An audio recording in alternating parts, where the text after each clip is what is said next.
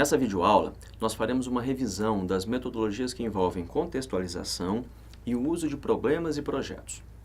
Nós vimos que diversos documentos que norteiam a educação, como a Lei de Diretrizes e Bases, os Parâmetros Curriculares Nacionais e a Base Nacional Comum Curricular, propõem que levemos para a sala de aula elementos que se relacionem com a vivência dos nossos alunos, ou seja, a contextualização. Mas eu sei que existem alguns obstáculos que dificultam essa prática, e um deles é projetos pedagógicos desatualizados, que priorizam o uso de disciplinas estanques, compartimentadas, nem sempre permitindo a comunicação entre os diversos saberes. Além disso, todos nós, alunos e professores, temos certa resistência à mudança, então muitas vezes acabamos ensinando da forma que aprendemos. A apostila nos mostrou que existem diversas maneiras de contextualizar a nossa prática na sala de aula. A primeira, e talvez a mais conhecida, é o vínculo com o cotidiano, onde nós trazemos para a sala de aula fatos e dados reais ou fictícios que simulam o dia a dia do aluno. Mas além disso, existem outras estratégias, como por exemplo, abordagens históricas que permitem contextualizar e recontextualizar um mesmo fenômeno ao longo do tempo, o uso de análises culturais, onde podem ser criados ambientes propícios e significativos para a aprendizagem, a interdisciplinaridade, o uso de temas transversais, o uso dos contextos proativo e retroativo, que permite que um conteúdo mais elementar seja associado àquele que está em estudo no momento, ou ao contrário, permite o uso do estudo de agora para reforçar uma compreensão anterior. Ou seja, existem muitas alternativas. Nós só não podemos incorrer no equívoco de achar que aquilo que é difícil contextualizar não precisa ser ensinado. O ensino formal, que nós já conhecemos, não pode ser ignorado. O que as metodologias de ensino apresentam são apenas alternativas a serem utilizadas conforme o planejamento do professor. De toda forma, nós temos que deixar claro que a contextualização não pode abdicar da conceituação teórica e da análise crítica dos fenômenos. Além disso, os autores que se dedicam ao estudo das teorias de ensino apontam que a motivação é um elemento essencial para a aprendizagem. E, nesse sentido, a nossa apostila dá ênfase à aprendizagem baseada em problemas ou ao currículo baseado em projetos. Essas estratégias são interessantes porque elas permitem ao aluno aprender com base na investigação e na descoberta. Mas, novamente, nós precisamos zelar para que essa descoberta seja acompanhada de conceitualização e, se possível, da integração entre os diversos saberes. Alguns autores diferenciam a aprendizagem baseada em problemas de aprendizagem baseada em projetos, embora essa segunda opção derive metodológica e temporalmente da primeira. Mas, resumindo, a aprendizagem baseada em projetos tem um foco maior no produto e a outra em problemas. De qualquer forma, ambas tratam da construção colaborativa e participativa do conhecimento e, o mais importante, elas consideram a aprendizagem numa perspectiva holística e não mais compartimentada. A pergunta que você deve estar se fazendo a essa altura do curso é: qual é a melhor metodologia? Não há uma resposta e nem uma receita para se ensinar. Quando nós estudamos os estilos de aprendizagem, nós percebemos que podemos ou não atender às preferências dos alunos, se a intenção é sanar uma dúvida específica ou exercitar habilidades não naturais. Percebemos também que nós podemos contextualizar ou não determinado assunto, já que muitas vezes o formalismo científico é também necessário. Ou seja, o que essa disciplina nos apresenta são diferentes estratégias e possibilidades para serem utilizadas e alternadas conforme um bom planejamento realizado pelo professor. O sucesso dessa variação metodológica depende principalmente de bom senso, sensibilidade, experiência e formação contínua, que é o que estamos buscando neste curso e na troca de experiência entre todos nós nos nossos fóruns online. Para encerrar, eu convidei algumas pessoas que vivenciaram o currículo baseado em projetos aqui do FMG Arcos para nos contar a percepção que eles tiveram com essa metodologia na prática. Veja o que eles têm a nos dizer. Trabalhar com o TAI, que é essa metodologia inovadora, né, de o aluno já está integrado com algo prático desde o início do período, do seu curso, eu confesso que me assustou quando eu li o PPC. Porque não é comum você atribuir a todas as outras disciplinas do curso uma porcentagem relacionada a um trabalho que eles desenvolvem paralelamente. Então, num primeiro momento, eu imaginei que as disciplinas poderiam ficar comprometidas, né? O que, com o passar dos períodos, a gente foi percebendo é que acontece o oposto. Não que eles deixem de estudar as disciplinas, mas eles buscam conhecimento lá da frente que eles ainda não tiveram. Nós temos um exemplo lá do primeiro período de aluno que me procurou para saber como dimensionar uma treliça, que é algo que ele vai aprender lá em quarto, quinto período, em resistências materiais. Então, por esse lado é bom. E outra coisa, o aluno da engenharia mecânica, ele tem uma falsa impressão de que ele vai chegar no primeiro período e vai projetar algo nas escolas tradicionais, né? E que foi inclusive a decepção que eu tive quando eu fiz a graduação, né? Você chega cheio de anseios, né, para fazer projeto, construir alguma coisa, e você vai se deparar no ciclo básico com matemática e física. Então isso aí gera uma frustração nos alunos, né? Já essa metodologia inovadora, ela já não abre mão do conteúdo tradicional, mas também dá ao aluno a possibilidade de desenvolver algo prático ao longo do período, do primeiro período já. Que é um trabalho que pode parecer muito penoso para eles durante o semestre inteiro. A gente encontra alunos aí no corredor que reclamam mesmo do TAI, porque não tem tempo para fazer outras coisas. Mas o resultado final, aquilo do final do semestre, quando você vai perguntar aqueles mesmos alunos que estavam reclamando e viram que eles conseguiram pontos bem consideráveis no trabalho, o depoimento deles é que valeu a pena passar o sufoco durante o semestre. Então, é uma metodologia que demanda mais dos professores, porque muitas vezes nós vamos ter que estudar assuntos que nós não dominamos no dia a dia, porque algum aluno marcou uma reunião com você para tentar explicar alguma coisa relacionada ao trabalho deles. É uma metodologia na qual o professor tem que estar disponível para atender o aluno, tem que estar na sala dele, o professor tem que disponibilizar horário para atendimento aos alunos, e eles vão procurar.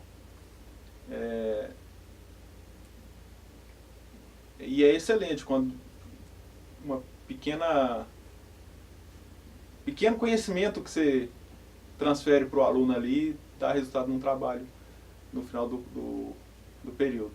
E nós temos aqui exemplos aí de trabalhos premiados, inclusive em congressos nacionais e congressos institucionais aqui do Instituto Federal.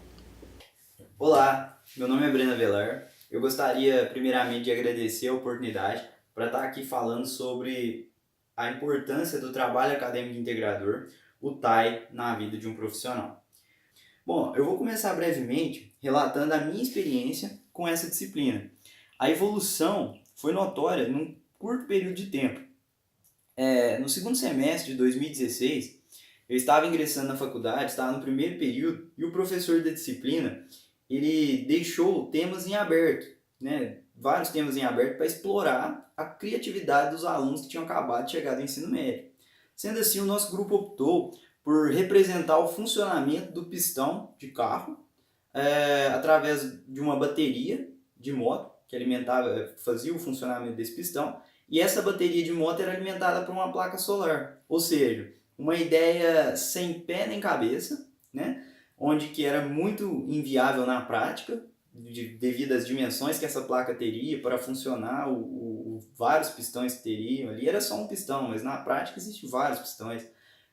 As dimensões que essa placa solar teria, os custos que isso ia gerar, não compensava, mas assim, o importante naquele contexto da época não foi os resultados serem condizentes com a prática, mas sim as metodologias que usamos, com os caminhos que decidimos trilhar à medida que foram surgindo os problemas, à medida que foram surgindo problemas com cálculos durante a montagem e entre outros empecilhos e surpresas no meio do projeto.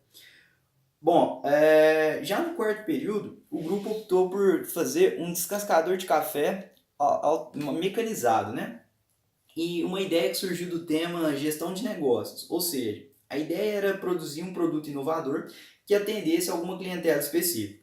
Assim sendo, o grupo propôs o descascamento do café de forma mecanizada, a partir da adaptação de uma máquina manual de pequeno porte a um custo acessível para o pequeno produtor de café. E esse projeto ele teve grandes resultados, tais como a apresentação numa feira internacional de negócios em Belo Horizonte, a FINIT.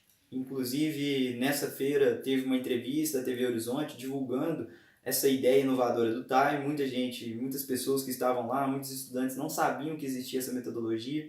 A maioria dos estudantes já estavam quase formando, por isso que estavam desenvolvendo o projeto, ou ainda faziam parte de disciplinas que eram extracurriculares, ou seja, não fazia parte da grade igual é o trabalho acadêmico integrador, que inclui 25% da nota, 30% da nota nas disciplinas. Então, assim, é algo que o aluno ele já vai com mais responsabilidade, ele já vai com um olhar diferenciado para o TAI. E esse projeto também, a apresentação oral dos integrantes do grupo, levou à premiação do melhor trabalho na área das engenharias no primeiro Congresso de Pesquisa e Inovação do Sudeste, o CompSud, onde havia representantes do Rio de Janeiro, São Paulo, Espírito Santo, Minas Gerais. Então, assim, eram mais de 50, 60 representantes de escola lá. E essa premiação, ela representa justamente os frutos que o TAI traz para o estudante, para a vida profissional do estudante. O campus Arcos, ele preza pelo desenvolvimento de pesquisas e inovações na forma de trabalho acadêmico semestrais, que permite os estudantes a explorarem a criatividade, resultando assim em diversos trabalhos engenhosos e de altíssimo potencial. Esse foi o projeto que eu participei, foi um dos projetos que receberam premiações. Existem outros projetos na faculdade que estão em desenvolvimento e esses projetos são de altíssimo potencial. Bom, então esse projeto, vale a pena ressaltar também que o TAI ele te ajuda, o estudante, ele dá um norte para o estudante, uma metodologia de pesquisa, como eu devo proceder, como que eu devo estruturar ideias que estão soltas. E assim, um outro exemplo é uma pesquisa que eu venho desenvolvendo com relação à adulteração em postos de combustíveis. A ideia é desenvolver um sensor que identifica se o combustível está adulterado no momento que o cliente está abastecendo o seu carro. Essa ideia, eu comecei a trabalhar em cima dela há uns 2 anos e meio. E sempre eu venho desenvolvendo essa ideia para esse projeto, para um edital que visa um intercâmbio para a Europa. E até então, sempre rejeitada a ideia, sempre com ideia. A ideia era interessante, mas faltava metodologia de pesquisa, faltava algum conteúdo, encaixar melhor as palavras. E o TAI, à medida que foi ganhando experiência com o TAI, primeiro semestre, segundo, terceiro, quarto, no quinto período eu consegui estruturar essa pesquisa e consegui a tão esperada vaga no edital quando tinha 9 vagas em Minas Gerais, ainda consegui ficar em sexto, ou seja, o TAI é o que traz a diferença para esses concursos, para essas atividades extra, né, curriculares aí do campus, as oportunidades que vão surgindo. Então eu acredito que o TAI, eu tenho certeza que o TAI é um diferencial na vida de um profissional. O profissional, porque eu tive essa experiência, eu não gostava de engenharia mecânica, nunca foi o curso que eu gostei, nunca foi aquilo que eu queria fazer, sempre quis fazer a medicina, prestar, mas ingressei em uma faculdade de engenharia mecânica, não gostei do curso, porque era só aula de geometria analítica, aula de álgebra linear, só aula, sala de aula, fazer contas sem saber o que você está fazendo. Às vezes você resolve uma integral, você fala, mas para que eu estou fazendo isso na outra faculdade? Então, quando eu vim para o Campus Arcos, quando eu tive essa experiência diferenciada com o TAI, eu passei a ver o porquê das coisas, desde o primeiro período. Algo que em outras universidades os alunos iam ver quase formando, 8º, 9º período. E outro fator importante é falar a fala no meio de uma banca, né? A apresentação, daqui a um tempo vamos ser cobrados aí um TCC, vamos ser cobrados numa entrevista de emprego. Então, assim, a banca exige muito. E quando eu falo muito, não estou brincando. Todo ponto que eu falar é pouco. Mas a banca exige muito, se apanha muito no campus, mas quando você chega para fora, você encontra, você acha fácil, você fala, pô, eu já tô com aquela experiência de todo semestre ser cobrado, ser exigido, assim, enfim, tem várias ideias de alto potencial. Nosso grupo foi privilegiado porque conseguiu ir lá e tal, mas eu acredito que se a disputa fosse dentro do campus, ia ficar ali mesmo.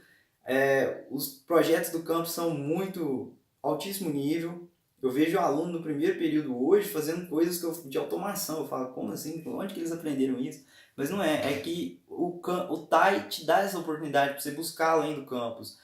Você vai atrás, você tem que resolver aquele problema. Então, assim, é outra visão, realmente. O TAI espetacular. Aconselho, quem tem a oportunidade de fazer o TAI, busca mesmo, que vale a pena.